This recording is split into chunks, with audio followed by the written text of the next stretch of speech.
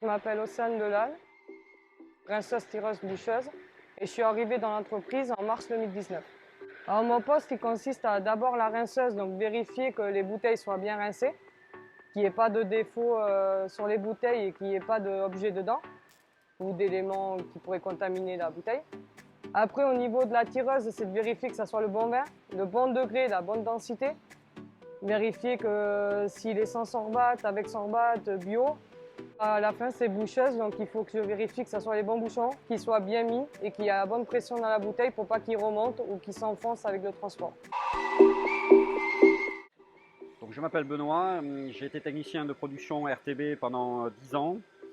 Depuis 2018, je suis passé manager de proximité pour Orange de France. Donc, manager de proximité, ça consiste alors dans un premier temps à gérer une équipe de 6-7 personnes. Il y a toute la partie technique, c'est-à-dire amélioration, maintenance des équipements, productivité, et toute la partie management, c'est-à-dire tout ce qui concerne les techniciens à proprement parler, c'est-à-dire les gestion des congés, gestion des absences, etc. Bilan annuel, bilan trimestriel. Les compétences, moi au début, moi je suis arrivée ici, j'avais aucune formation. On a pris des compétences au niveau des autocontrôles, apprendre à bien lire un OF. Mais l'OF, c'est ce qu'on nous donne pour vérifier que toutes les informations sur le lot qu'on produit.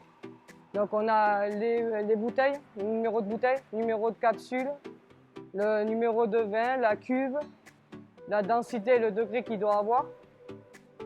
Les numéros d'étiquette, de carton, c'est toutes les infos qu'il y a pour produire le lot en bonne conformité par rapport à ce que le client demande.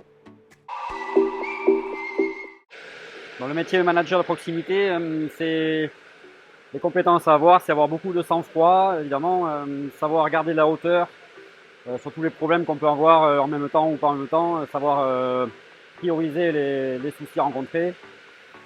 C'est aussi être assez organisé. Ici, les Grands Chefs de France, c'est beaucoup de lots, d'articles différents et beaucoup anticipé, donc être très organisé. Et ce qu'on recherche chez un technicien de production, c'est aussi cette organisation, savoir ne pas partir dans tous les sens, être très organisé, savoir faire les choses toujours dans le même ordre. Alors, les qualités pour accéder à ce poste, je pense, c'est le travail d'équipe. Surtout pas hésiter à demander aux autres de nous aider parce que c'est un des postes les plus sollicités de la ligne et un des plus compliqués. Il faut aussi l'anticipation parce qu'on est toujours, il faut prévoir le lot d'après, pas se retrouver au dernier moment avec un manque de matière sèche ou le vin qui n'est pas prêt. Et l'analyse aussi. S'il y a les pannes, il faut analyser d'où ça vient. Pareil pour le vin, si on a un problème de degré, il faut voir s'il y a de l'eau qui est rentrée dedans ou si ça venait de la cuve de base. Donc bien analyser avant de paniquer. Et pas paniquer aussi, oui, d'ailleurs. De ne pas être trop stressé, de prendre son temps et bien faire les choses.